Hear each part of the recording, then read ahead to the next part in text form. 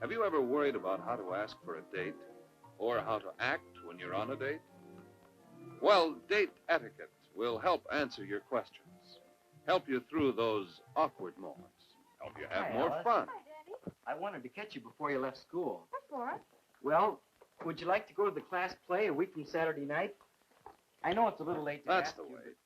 A date proposal should be specific, not one of those you busy Saturday things. That's a part of date etiquette, and a girl likes it. A girl likes a fair chance to decide whether she wants the date or not. I couldn't catch you in Spanish class, and well... Well, that's all right, Danny. I'm not doing anything Saturday night. I'd like to go. Oh, that's swell. It's up to Danny to give Alice all the details of the date, but if he leaves anything out, she can always ask. It's hard. It ought to be good. I think we'll enjoy it. Let's see. I'll pick you up a week from Saturday about, 7:30. How's that? Fine. Are we double dating? That I don't know, but I can let you know if we are. We can talk about it during the week. Sure, and then I can get your address from you, too. Okay, bye. Okay, bye. And don't forget. Well, here it is, Saturday night. Alice looks kind of sharp. Good grooming is an important part of date etiquette. A fellow wants a girl to look nice when he takes her out, and he likes her to dress to suit the occasion. Well, Alice is ready on time, 7:30. That's when Danny was supposed to be here. And he is here. He's dressed to suit the occasion, too. Danny's timing is good. Not too early, but not late. Very nice. And on the first date, a fellow likes it when the girl meets him at the door. Meeting her parents can be uncomfortable if it isn't handled well. Mother, this is Danny Johnson. How do you do, Danny? Dad? Glad to know you, Danny. How do you do? Danny and I sit across from each other in Spanish class. Oh, how's Alice getting along? Oh, she's pretty good. Bueno. I'll get my coat.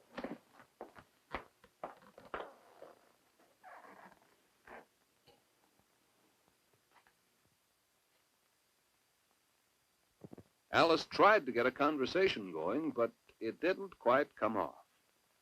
What do you do in a case like this? Did Alice tell you where we were going this evening? Yes, the school play, but she didn't tell us what it was.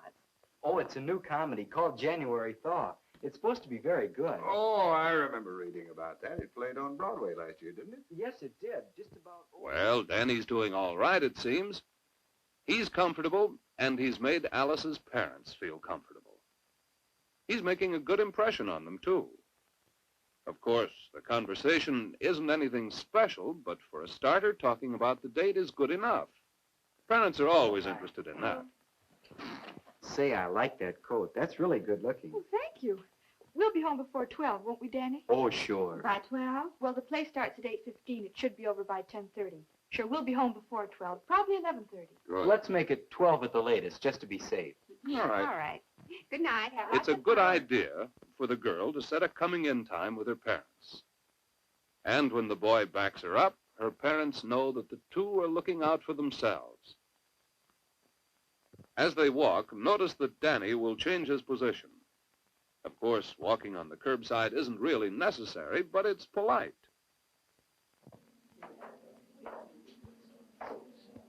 At the play, date etiquette has its place, too. Watch when they enter the auditorium. The girl follows the usher, as she would at a movie theater. See?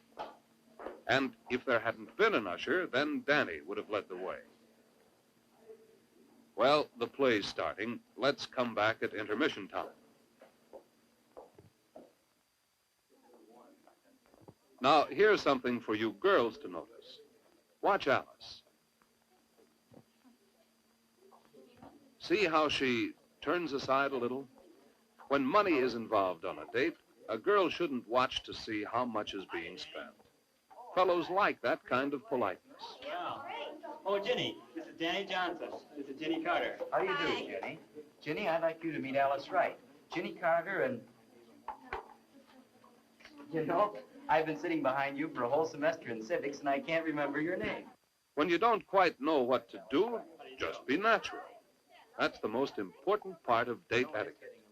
Being natural. And here's another point.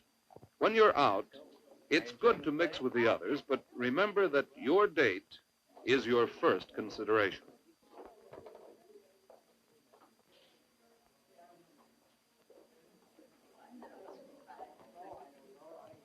Now that the play is over, they may go somewhere for a bite to eat. Would you like to go to the Blue Inn?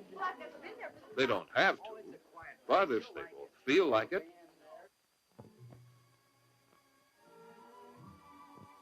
Here's something important for you fellows. A way to indicate how much you can afford to spend. How would you like this hamburger deluxe? I've had it before, and it's pretty good. The thing for Alice to do is check the price of the hamburger deluxe. That may not be what she wants, but it gives her a guide to about how much Danny wants to spend. I think I'll have a chicken salad sandwich. Watch. It's Danny who gives both orders to the waitress. We'll have a chicken salad sandwich and a hamburger deluxe and 2 glasses of milk, please. 2 glasses. All right. All right, thank you.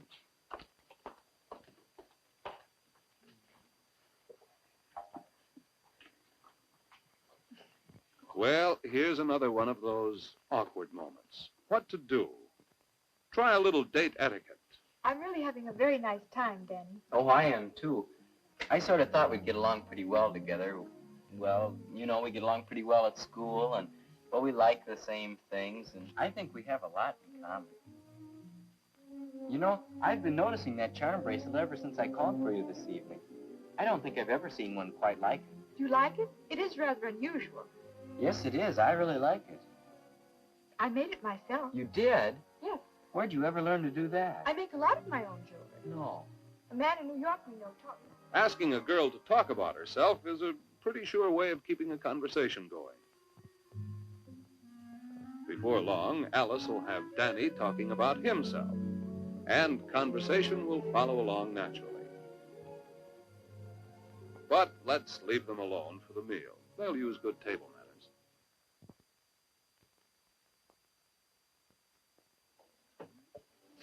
Thank you. Are you ready to go? Uh-huh. All right. Your coat. Of course, Danny helps her with her coat. And he won't forget the tip. You know, in most eating places, tips are customary.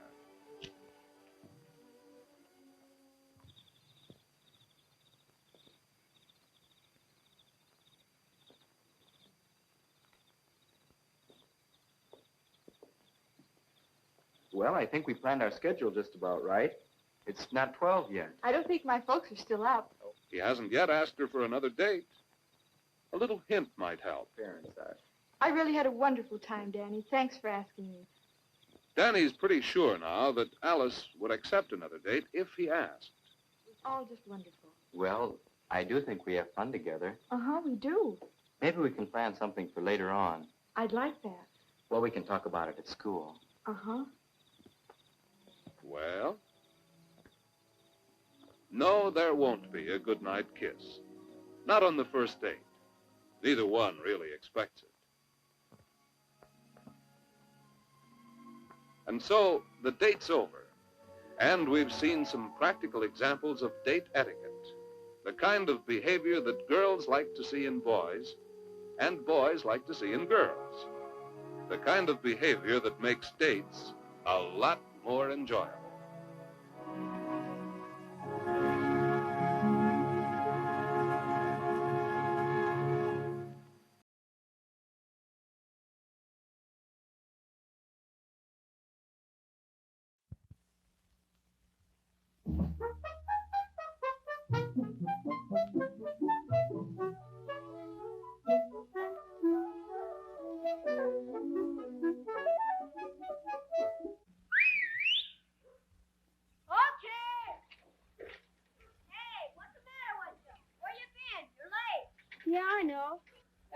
Mom's going to school?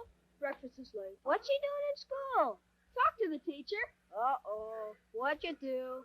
Nothing. They just discussed me. Discuss you? Well, I don't know. Now there are two authorities in their lives, parents and teachers, and they are the ones who map out the paths of these new members of society. Theirs is a mutual responsibility, no matter how separate their functions. They guide and instruct, each in his own way, and each contributes to the process of education. The child is in the middle, but do they always work together?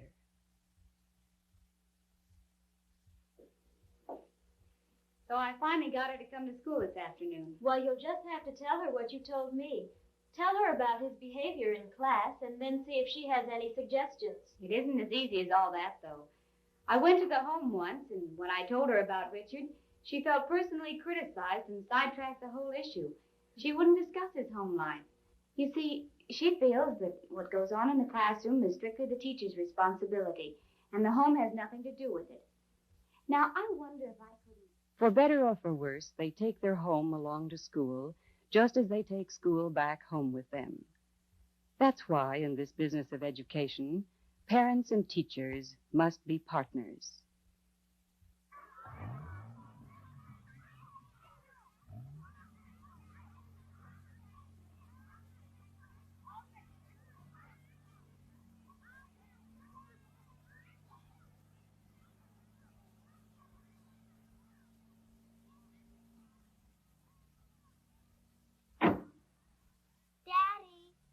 What is it?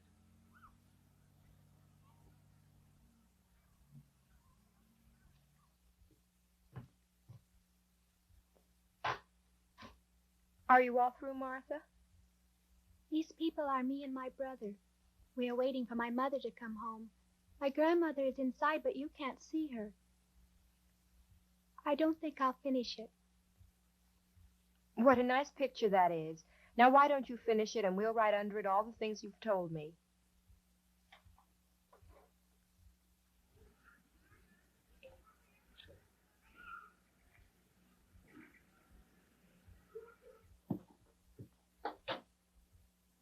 Good morning. Is the principal in? Yes, she is. Go right in. Thank you.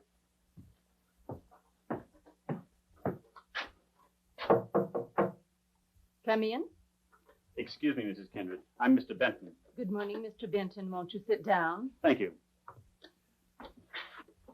My daughter Martha has forgotten her lunch again. I didn't notice it until I'd reached the university.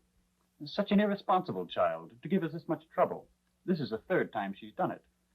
I'll have to do something about it. I know, Martha. She's in the second grade, isn't she? Well, I wouldn't be too concerned about that. Children at this age often have short memories. I'll see that she gets her lunch. Thank you. I'll have it sent over right away. Thank you very much.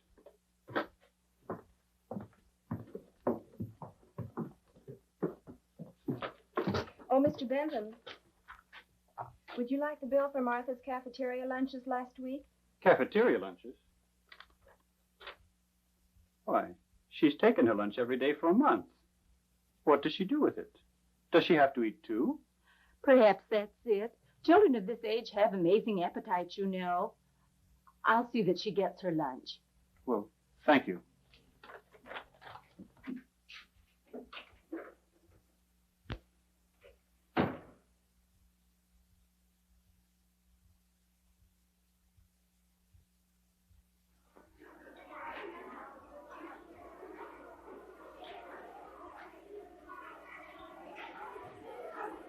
Seems impossible, doesn't it?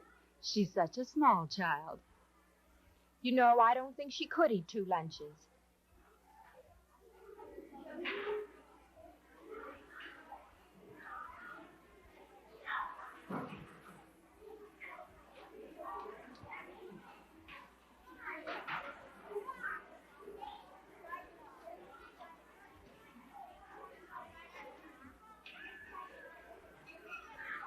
Is she a very active child?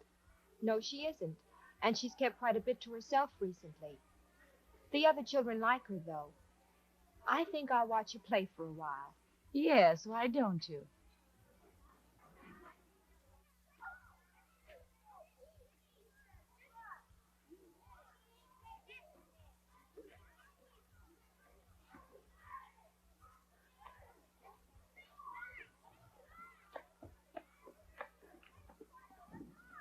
Well, what do you know about that?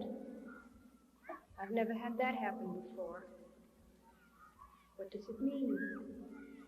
Of course, this is the answer to the 2 lunches. But what does it mean? Maybe she doesn't like her sandwiches. Remember what Mrs. Kindred said about her forgetting her lunches. I wonder, is she forgetting them, or is she leaving them on purpose? And then there's her daydreaming.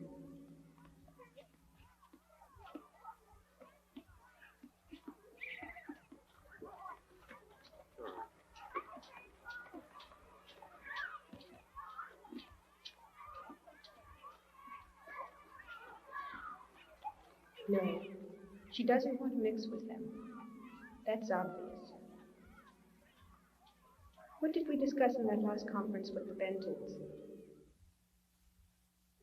It was a routine conference on one of those days set aside for the parents. She had been talking to them all morning. They didn't come to discuss problems. Usually there aren't any real problems. Martha certainly wasn't a problem child. It was just a matter of meeting and exchanging information and maybe to prevent the development of problems. She told them then that Martha was a bright child and that she wasn't doing as well as might be expected from a child of her intelligence, and that this had developed recently. She had made a note that Martha had fallen behind in her reading and that she seemed to be withdrawing from the group. Then she told them what they were doing in class. She showed them the books they were reading and some of Martha's nice paintings and a sample of her handwriting in which she was very good. Then she went back to her weaknesses. She was looking for clues. She tried to encourage them to talk. Does Martha eat a normal diet? Does she get regular hours of sleep? Have there been any irregularities in their home life? The Bentons said that everything was normal, that nothing had changed. Then they decided that Martha would bring home some books from the library so that her parents could listen to her read. She also suggested that they observe her playmates at home and sort of watch for anything which might be a disturbing influence. She felt that something was troubling the child. But there isn't anything unusual about that. All children are troubled occasionally.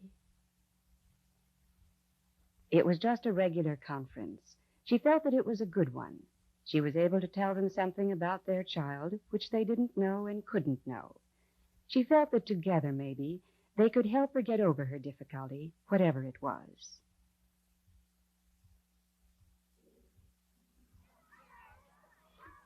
But her reading hasn't improved, and the Bentons haven't contacted me. Now, where am I? I'm sure I don't know. I'll have to talk to Mrs. Kindred. Maybe she can help me. She told Mrs. Kindred all she knew about Martha. Mrs. Kindred asked about the conference, and she told her about that. Then she mentioned Martha's paintings, most of them about her family. Mrs. Kindred was immediately interested. She wanted to see them, and they went to her room right away.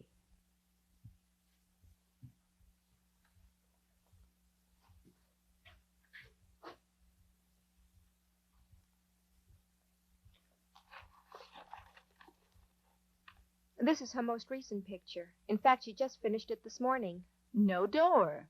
And a high, tight fence. No way in and no way out. This child is trying to tell us something. I feel sure.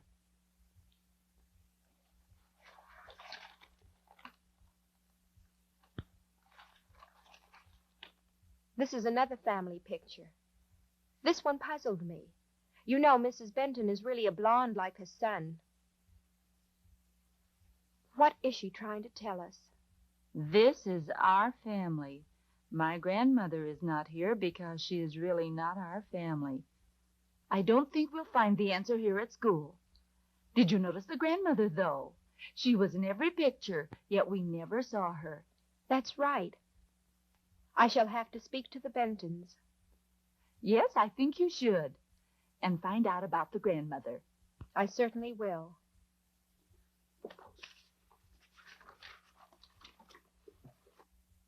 I simply don't understand it. Throwing her lunch away. It's dishonest. Honesty is one thing I insist on in our family. It's the basis of living. Dishonesty must be punished. Why should my child develop this deceit? Mr. Benton, we believe there's something Martha's trying to say. Perhaps she only feels it. This lunch matter may be part of it. And we've made other observations, but we don't understand her. Perhaps together we can get at the bottom of this. Would you tell me something about your family, how you live, and anything special you think might affect Martha? Well, all right. Both of our children were born after I returned from the service. I'd been gone a long time. Things had changed a lot. I wanted to return to school, prepare for a professional career. I'm a chemist. Last year I came out here to study. About 3 months ago, my wife started to work. Now that her mother has come out to take care of the children, she didn't want to leave the children for so many hours, but after all, we need the money. It's for my family until I can get established. And my wife's mother is a wonderful woman. Well, I don't know what else I can tell you, except that we are a devoted family. We're also a religious family. We all go to church. The children learned to say their prayers when they were just babies. Why, for the past year, Martha has prayed for her grandmother to come to join us. Yours sounds like a wonderful family. I can understand how this deceit of Martha's must disturb you. May I ask you one more question? Sure. Who prepares Martha's lunch? Her grandmother does. She does a fine job with the children. I see. Mr. Benton, may I suggest that you wait a day or two with the punishment? I'd like to think a little bit more about Martha. We'll start on this, and I shall call you very soon. Well, but this has to be brought out into the open. I'll call you very soon, Mr. Benton. Thank you. Bye-bye. Goodbye.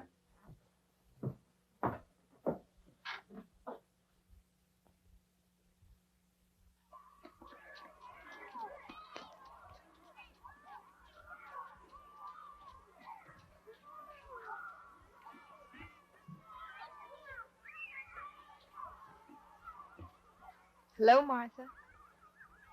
Hello.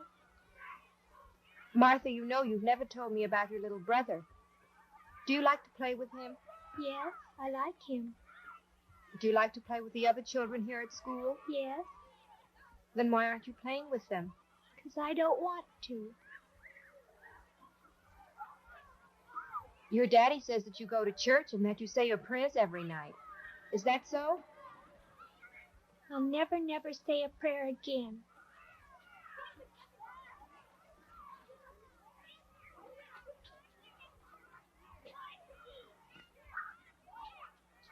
Yes. I think I see it now.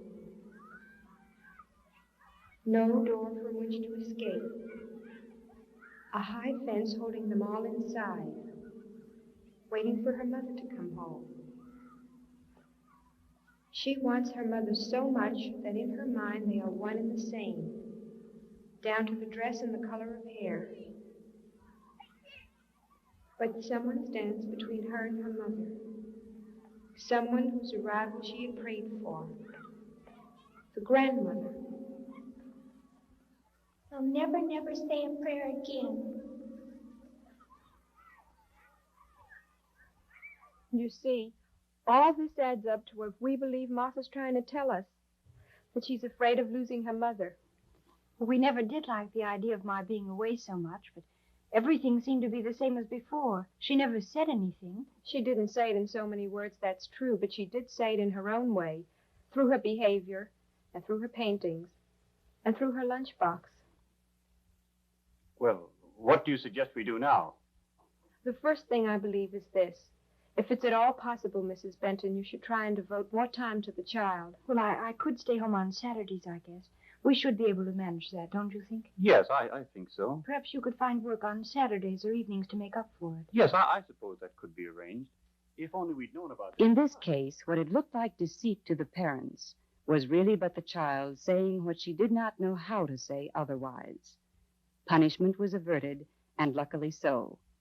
It would only have served to drive Martha's feelings underground, there to do more serious damage. The conference had enabled the teacher to recognize the child's conflict and the parents to plan for a remedy.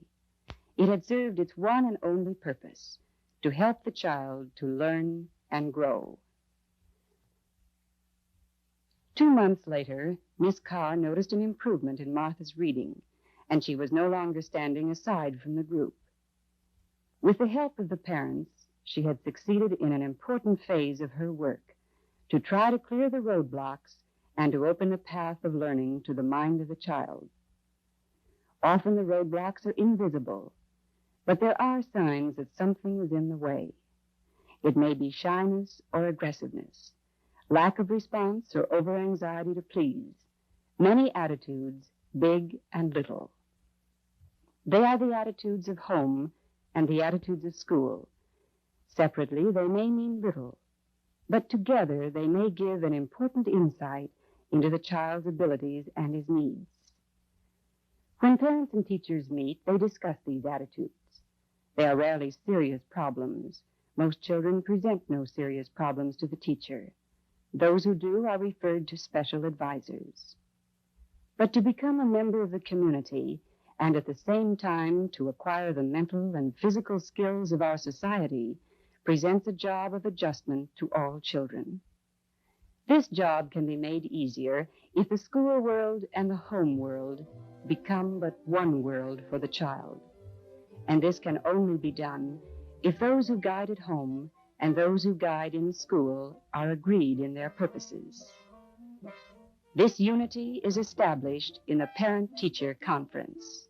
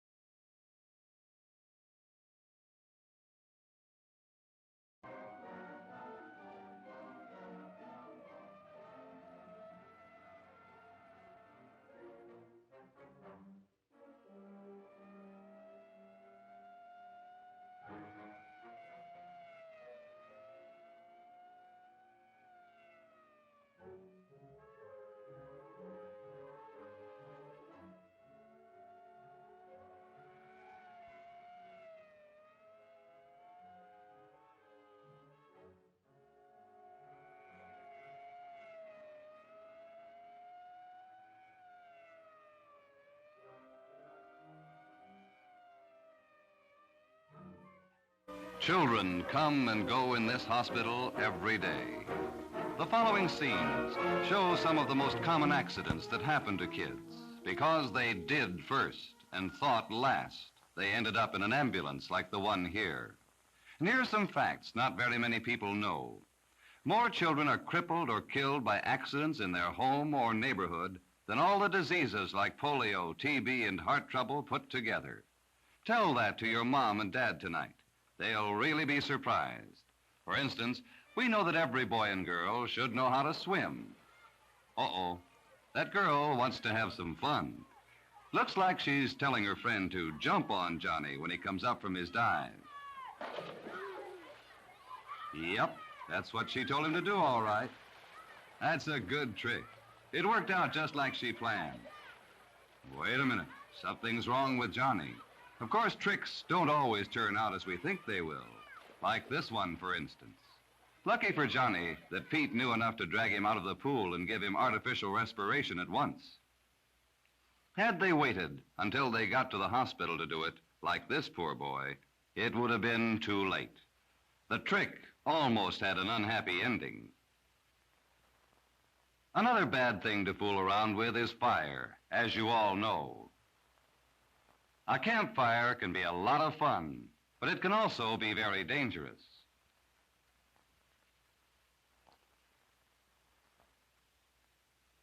But Bill just isn't thinking about danger. It sure makes you mad when you try and still can't get a blaze started. Ah, it seems that David here has a good idea.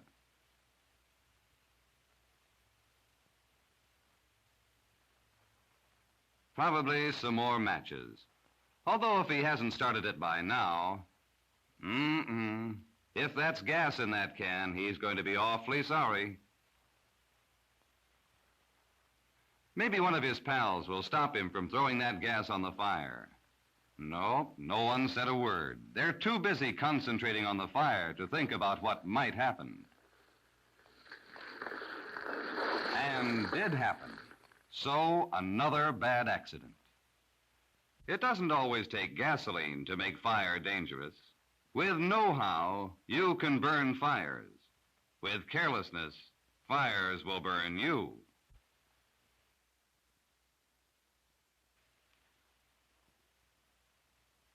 Here's another cause for accidents happening while you're playing. For instance, this looks simple, doesn't it?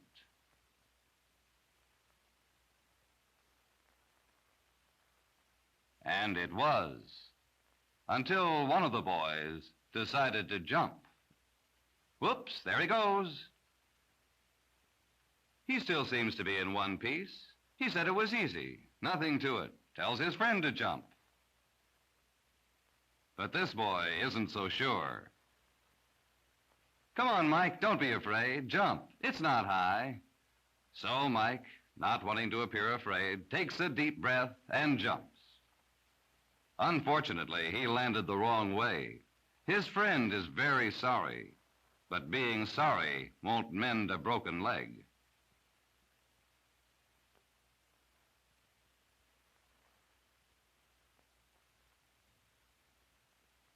So the hospital gets another patient. Jumping from high places isn't smart, and pushing somebody when he doesn't expect it can be very dangerous.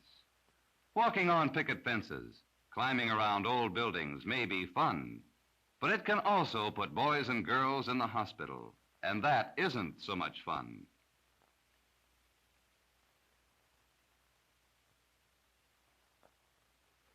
Here's something else to look out for. Playing in the streets. Ball games are fun, but they should also be safe. That's what playgrounds and schoolyards are for. For if he keeps his eye on the ball, he can't look out for traffic, too. Neither a friend's warning nor the car's brakes prevented an accident or saved this boy. And again, the ambulance brings in the victim of an accident that never should have happened. Bob and Ed went canoeing at the lake one afternoon. It was a lovely day, peaceful and quiet, perfect for boating.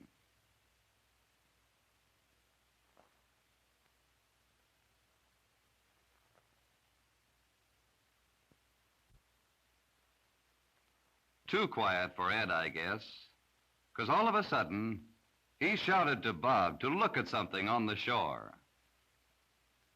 Bob did something no one should ever do, stand up in a canoe. This gave Ed a chance to start rocking the canoe and scare poor Bob. But once again, what started out as an innocent joke ended up in something more serious. It's a good thing Ed remembered what he'd learned in the Boy Scouts and threw Bob a safety seat in time to prevent a drowning. Guns cause some of the worst accidents and the most tragic, blindness. Such a gun is not only illegal for boys in most cities, but is a possible killer and crippler in their hands. He's a good shot, but look what happened. It's very easy to put out an eye with a BB gun or with pieces of flying glass, as happened in this case.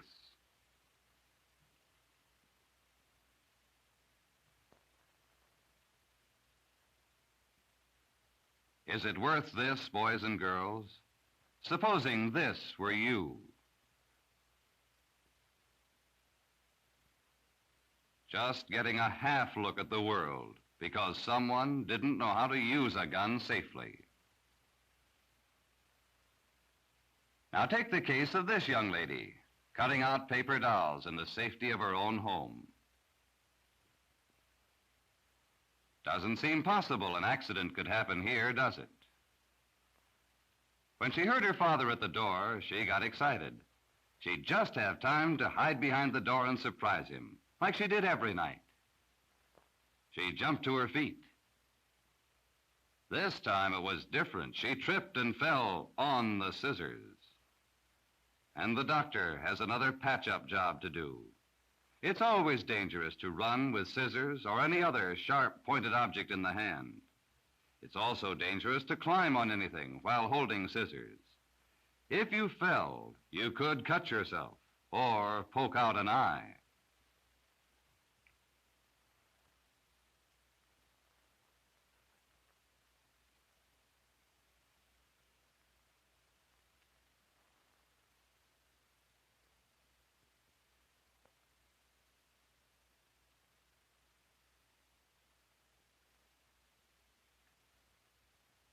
Now, how could anything possibly happen to these boys? Let's go out to the edge of the cliff. His friends know better. But Nick feels like exploring. He doesn't stop to think that the fence was put up for a reason. No, Nick doesn't stop to think until it's too late. The boy learned what fences were for the hard way, and he's not out of trouble yet.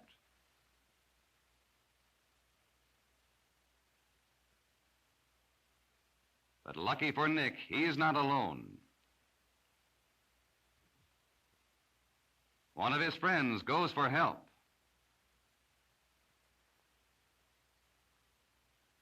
And comes back with the best friend a kid could have when trouble occurs. A policeman. The officer goes into action fast.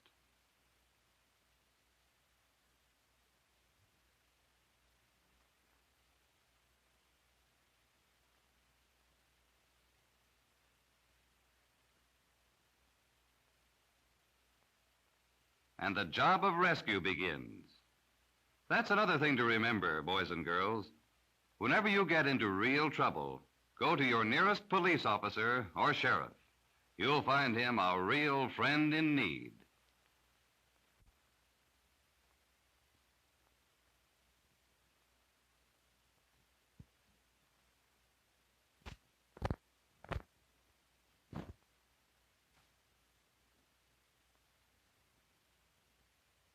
See how the officer questions Nick to make sure he's not hurt any place but his wrist before he carries him up the rope.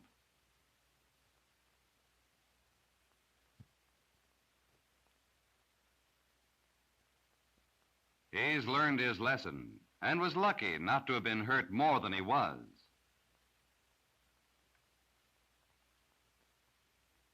You youngsters can save yourselves a lot of pain if you just stop and think. Listen to the advice of your parents and teachers. A hospital bed isn't anywhere near as nice as your bed at home. A bone that is broken in too many places may keep you from ever playing ball again. Maybe figures don't mean much to you, but listen, try to understand, because it's your life I'm talking about. More than 12,500 kids die every year. More than 50,000 of them are permanently crippled every year. More than 1,500,000 children are seriously injured every year. And all of these accidents happen in your own home, your own neighborhood. So be careful, kids. Too many youngsters end up in the hospital. Why don't you stay out of it? Live and learn, because you are the America of tomorrow.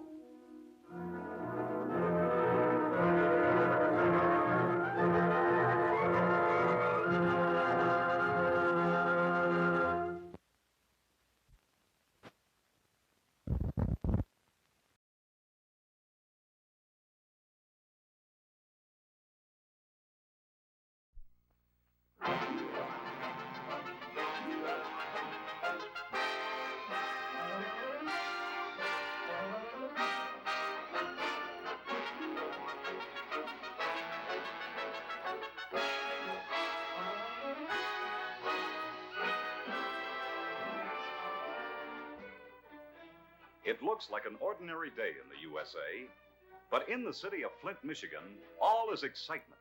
Even the small fry are buzzing. And the older boys and girls are let out of school. Oh, this is a day. The whole town's a bustle. Yes, sirree, there's going to be a parade, too. And what's a parade without festive bunting and gala decorations? And bands. So the boys with the tall shakos practice their strut. And all over town, the final touches are put on sleek and shiny floats. For this parade is going to be a mile long. And some of the out-of-town floats have to be hustled over the road to make it on time. And in the town auditorium, a troupe of Broadway and Hollywood artists feverishly polish their song and dance routines, symbolizing the teamwork and progress of GM people everywhere. For their show is to be played to a standout audience of very important guests. Hundreds of guests, many of whom will arrive in Flint on a train pulled by a glistening diesel. A golden engine for a golden day. Yes, sir, there's excitement from coast to coast on this day. Everywhere General Motors people are at work. For today in the USA, the entire GM family is playing host, with open house at every plant. For this is a special day, a once-in-a-lifetime day, a day of achievement for the whole USA. For on this day, General Motors is building its 50 millionth car.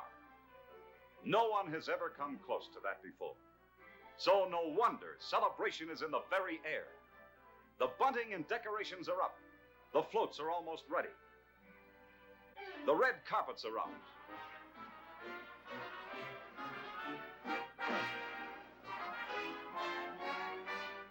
The signs of welcome are proudly displayed. Mothers are bringing the children to town, for on this day of days, parking is no problem. For Buick has provided a stomping ground for the cowboy and diaper set. And Buick's general manager, Ivan Wiles, drops in. And now on the Chevrolet production line, an historic event is about to occur. With some of its millions of predecessors marching before, and the first of more millions following behind, a golden chassis arrives at the body drop. Mark you well this day in American progress, for the scurrying clock of history is striking 10 this Tuesday morning of November 23rd, 1954. As down from aloft swings the golden body of a car that's been 46 years in the making. A car that marks a proud feat of the teamwork of American productive achievement, unmatched anywhere at any time. The manufacture by the people of one company of 50 million motor cars. This is achievement. Achievement by a great nation, by the 160 million free people of that nation. For to the cooperative efforts of the men and women of General Motors working together must be added the work of the countless thousands who supply GM, and the countless tens of thousands who supply them, and the thousands of dealers and salesmen and servicemen who sell and care for GM products, and the investors who entrust savings and earnings to GM, and the millions upon millions of customers whose confidence also has helped make possible this day and this event. So with pride, shared by every GM man and woman everywhere, Chevrolet's general manager, T.H. Keating, marks the occasion with General Motors President Harlow H. Curtis. Mr. Curtis, it is a real honor and a privilege for Chevrolet to produce the 50 millionth car for General Motors. It is a history-making achievement, and all who had any part can well feel very proud. It is a pleasure for me, Mr. Curtis, to present to you the key to the 50 millionth car. Thank you very much, Mr. Keating. Congratulations. Thank you, sir. Men of Chevrolet and Fisher, my sincere congratulations. You have just helped accomplish something that has never been accomplished before. You have produced the 50 millionth car built by General Motors in the United States since 1908. This is a milestone unique in the world's industrial history. It was the vision of a bare handful of men here in Flint that launched General Motors in 1908. The automobile industry was a struggling infant at that time. In other automobile companies, the same vision existed. Vision of the automobile both as an essential means of transportation and as a creator of jobs. The result has been the development of an industry that makes the greatest single contribution of any to the strength of the national economy. Over the years, it has constituted a principal source of our country's dynamic growth.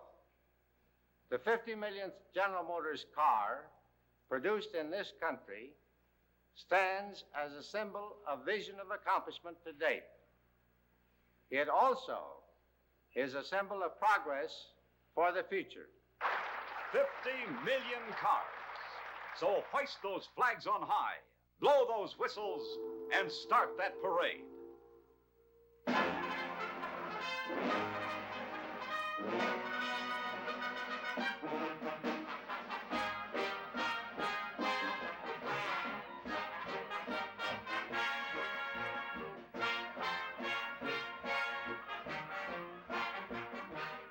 This is a day. The entire GM line is represented here. Glistening new models of the famous five that make automotive history every day. GMC Truck and Coach with surging power for the wheels of progress. Electromotive with the revolutionary power for the wheels of steel that put new life in the old iron horse. Fisher Body that's led a parade of beauty from the days of demure Miss 1908 to modern as tomorrow Miss 1955.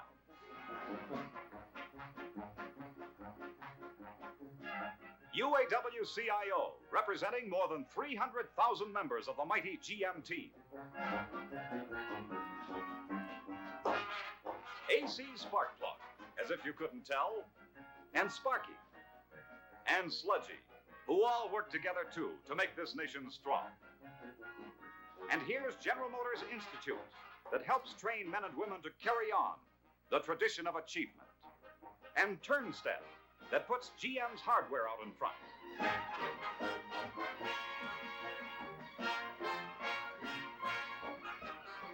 And, of course, little did they dream it, here's the very first GM car. The 1908 Cadillac that started the biggest parade of industrial products in all history. And GM's Million, a 1919 Oldsmobile. And the 5 Million, a Pontiac from way back in 1926. And the 10 Million, a Buick of only 3 years later, 1929. And the 25 Million, a Chevrolet of only yesterday, 1940. Oh, it's a great day, all right.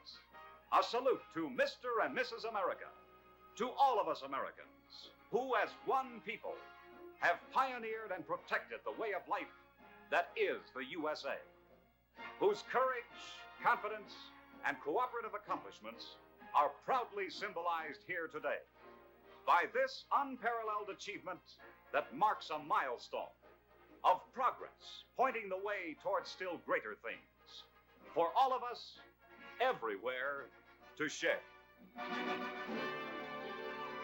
Teamwork, teamwork, the nation's secret was teamwork. And though doubters and scoffers said this is as far as you'll get, GM answered, you ain't seen nothing yet.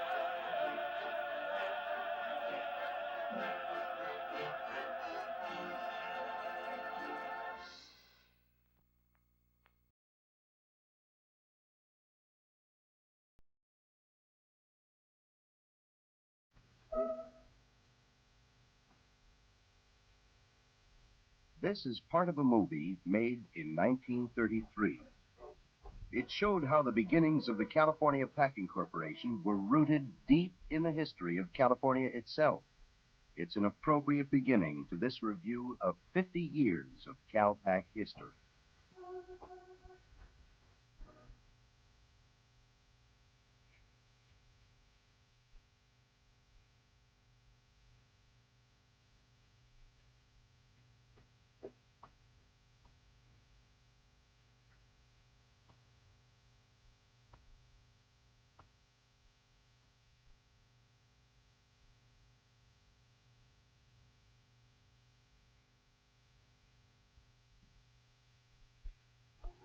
It is more than the history of a business, this story of the building of Del Monte. Its name is descended from the romantic era of Spanish California. Its beginnings were laid in the days of gold. Beside the blue Pacific, on the western fringe of our continent, lies a land of almost legendary abundance, California, a land of curving shore and rugged promontory, a land of flower-decked hills and smiling valleys, of golden sunshine and deep, fertile soils. Into this favored country, a century and a half ago, came the missionaries from Spain, bringing with them not only a burning zeal to spread the faith, but a rich store of horticultural knowledge. They set out gardens and tiny orchards, filled with plants and trees laboriously brought from distant Spain. As the years rolled on, more missions rose against those sunny hillsides. Carmel they built in the shadow of Kings Mountain, close by a spot they called Del Monte.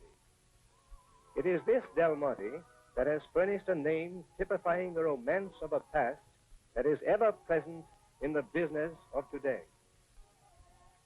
There followed years of peace in this pleasant land. A gracious, leisurely civilization took root and flourished. Then suddenly, in the spring of '49, across this peaceful scene, there burst from the Sierras a thrilling cry. Gold! With magic wings, the word spread eastward to a nation still teeming with a pioneering spirit. Huge caravans, hastily organized, set out on that mad quest that was to make history and create a new nation. Between them and their distant goal stretched untold miles of trackless wilderness. Before them lay months of weary journeying, beset by hardships, which might well have daunted men of lesser breed. Great rivers, unmapped, unbridged, flung barriers of turbulent water across their pathway. Sheer canyon walls challenged their passage, delaying them through precious days and weeks, but never stopping them, never daunting the matchless courage of those pioneers.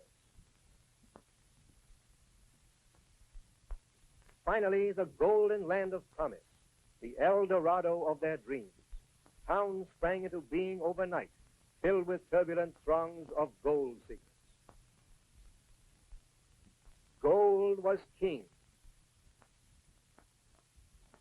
Today, little remains to tell us of those stirring times. Only a few half-forgotten mining camps, their straggling buildings crumbling slowly into ruin. Yet out of that dauntless spirit of '49 emerged a group of sober-minded men and women who, when the glittering tide of gold had ebbed, turned their faces toward the fair valleys below and the more lasting wealth which lay waiting there for the touch of man to bring it into being. This was how the California canning industry was born, as seen through the eyes of CalPac cameramen many years ago.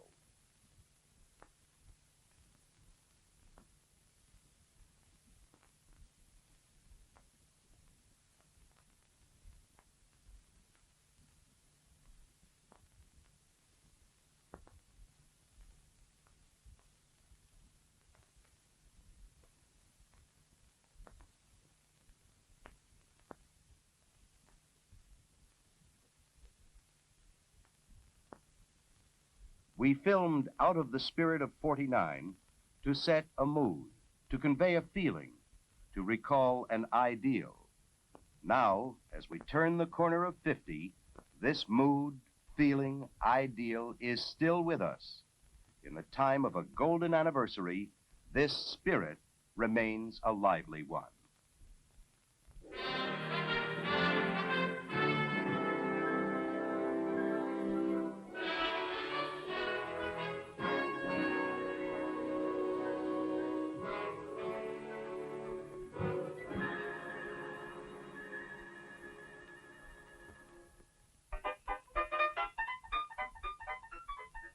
Fifty-year-old companies are sort of like people.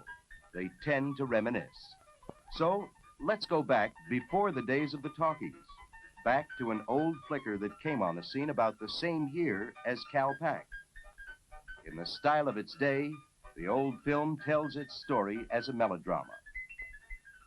Among its stirring scenes are the first films ever made of harvesting asparagus with real horsepower.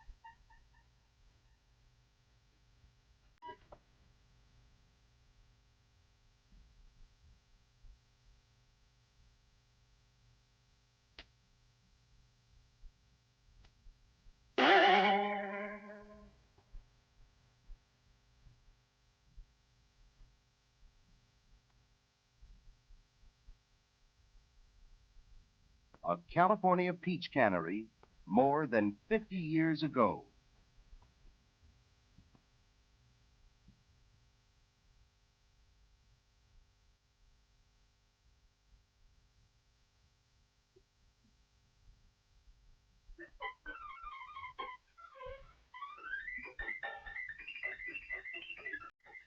A marriage is blessed with issue.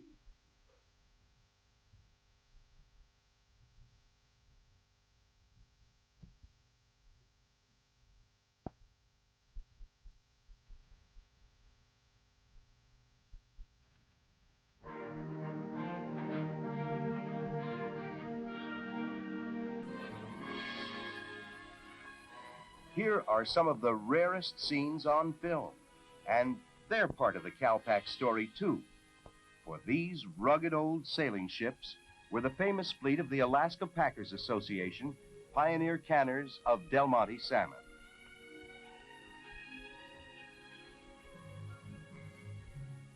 They took on board everything they needed for putting up the salmon pack during the brief Alaskan summer. Money for the payroll, much of the machinery, the men, and the food to feed them, including pigs.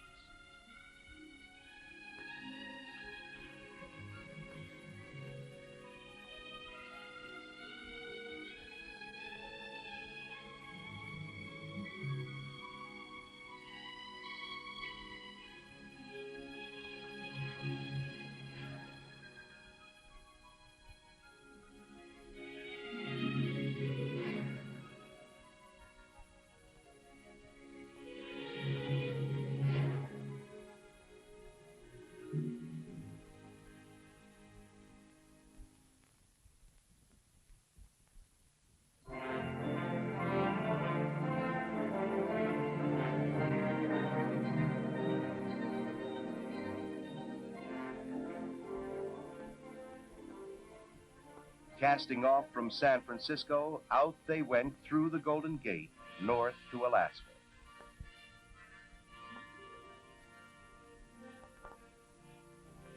When summer ended and the Arctic winds grew colder, back they'd come with the season's pack in their holds.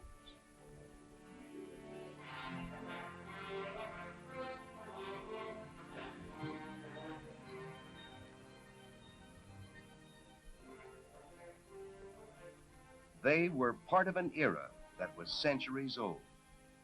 They were the last commercial sailing fleet to fly the American flag. Sturdy square riggers that brought the era to a graceful close.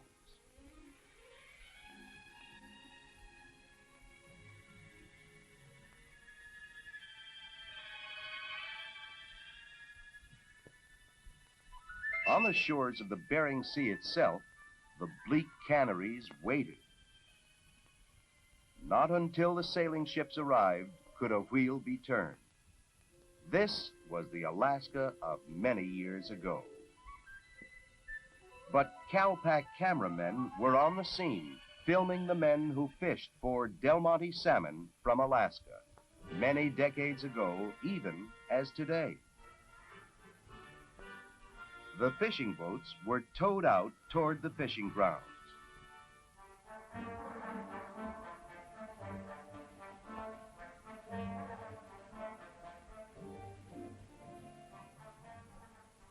The salmon, caught in the net by their gills, were hauled aboard the small boats.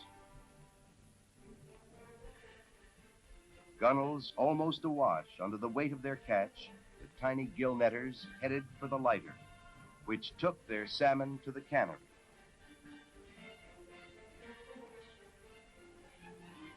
Meanwhile, from the fields and orchards of California came still another Del Monte film, Sunshine Gatherers, released in movie houses all over the country.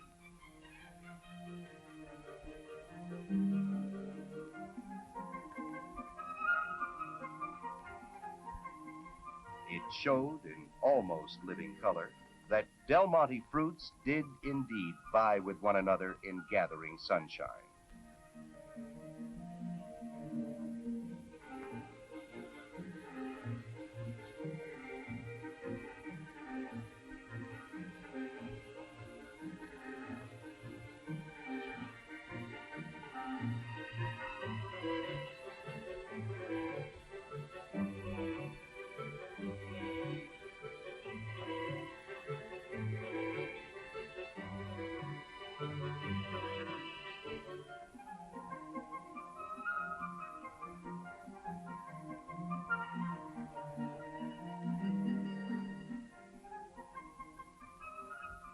This Garden of Eden today would be surrounded by veritable subdivisions and freeways.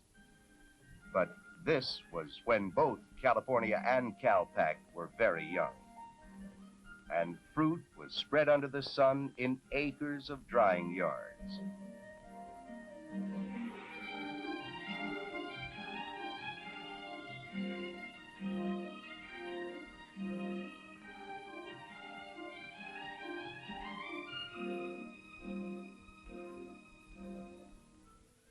Fresh-cut asparagus was taken to riverbank wharfs along the Sacramento. Barges hauled it downstream to the canneries.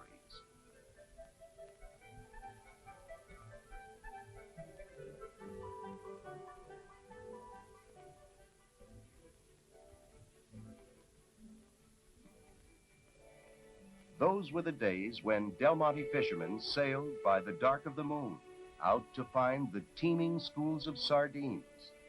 These rare scenes show a page of CalPac and California history that closed, perhaps forever, when the sardines mysteriously vanished from California's coastal waters.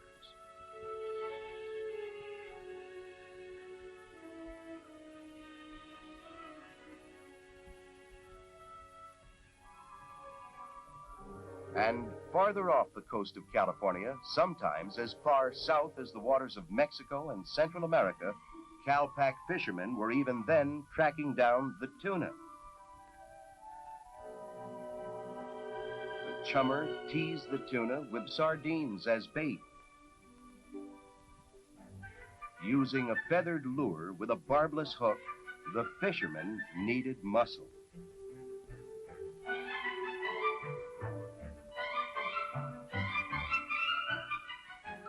Sometimes you needed 2 or 3 poles attached to one hook to land your tuna.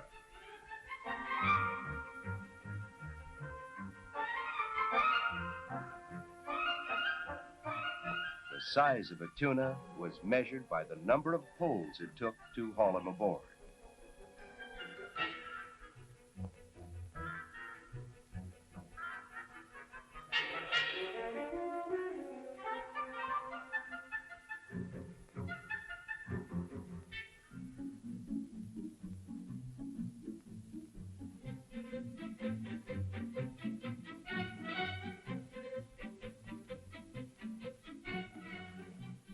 Today, powerful machines take the back-breaking labor out of harvesting.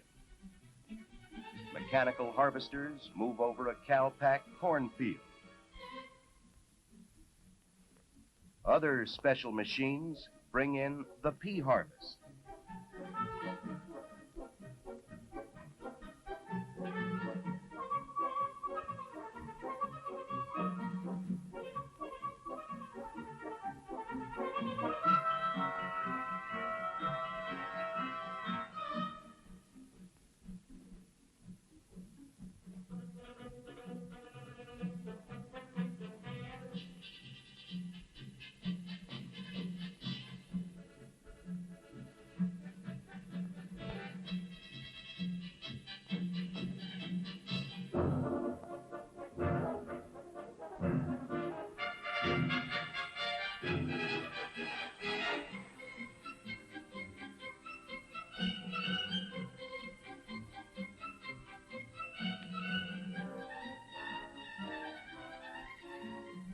Gigantic boom harvesters in Calpac's Hawaiian pineapple fields.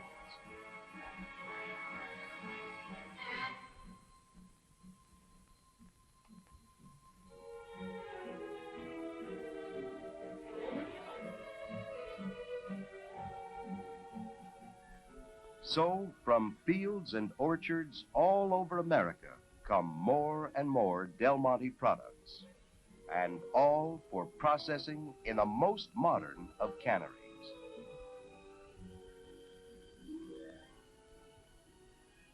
From out of that spirit, the spirit of '49, we grew. The past is more than a memory. It's a backdrop for today and a prologue for tomorrow. Now, in every part of America, producing in lands that border every sea, selling in nations around the world, California Packing Corporation and its Del Monte brand still promising youngsters at 50.